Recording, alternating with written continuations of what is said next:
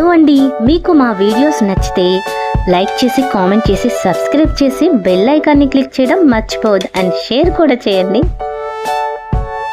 అది ఒక అందమైన అడవి. ఆ అడవిలో అన్ని రకాల జంతువులు కలిసిమెలిసి ఉండేవి. ఆ అడవిలో ఉండే మంచినీటి కొలను అంటే ఏనుగులకి ఎంతో ఇష్టం. ఆ నీరు చాలా స్వచ్ఛంగా ఉండేది.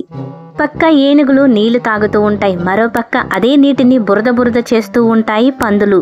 పందులు చేసే బురదని చూస్తూ ఉండి ఏనుగులు అలా వెనక్కి వెళ్ళిపోయేవి. అలా రోజు పందులు నీటిని బురద చేస్తూ ఉండేవి.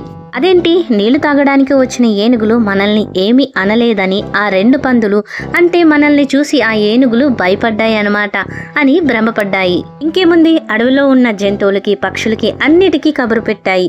మీకు తెలుసా, ఓ పెద్ద గుంపు ఏనుగులు మమ్మల్ని చూసి రోజు భయపడ్డాయి అంటూ గొప్పలు చెప్పుకోవడం మొదలు పెట్టాయి. ఇది చాలదంటూ ఏనుగులు ఎక్కడ కనిపిస్తే అక్కడ వాటిని చూసి వెకిలిగా నవ్వడం మొదలు పెట్టాయి ఆ రెండు పందులు.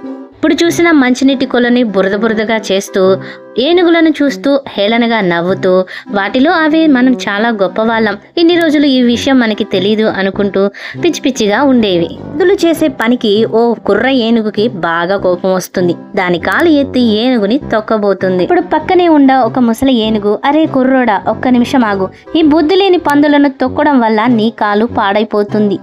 అంతేకాక అంత బలమైన ఏనుగులు రెండు పందులను తొక్కి చంపేశాయని చెడ్డ పేరు మనకి వద్దు. ఏనుగు మాటలు విన్న పందులు ఒక్కసారిగా నీరసపడిపోతాయి. ఎన్ని రోజులు అవేవో మనల్ని చూసి భయపడ్డాయి అనుకున్నాం, కానీ ఇప్పుడు తెలుస్తుంది అవి మనల్ని చూసి అసహ్యపడ్డాయి అని. ఈ విషయం అడవిలో ఉన్న జంతువులన్నిటికీ తెలిసి పకపకా నవ్వాయి. సిగ్గుతో ఆ రెండు పందులు పారిపోయాయి.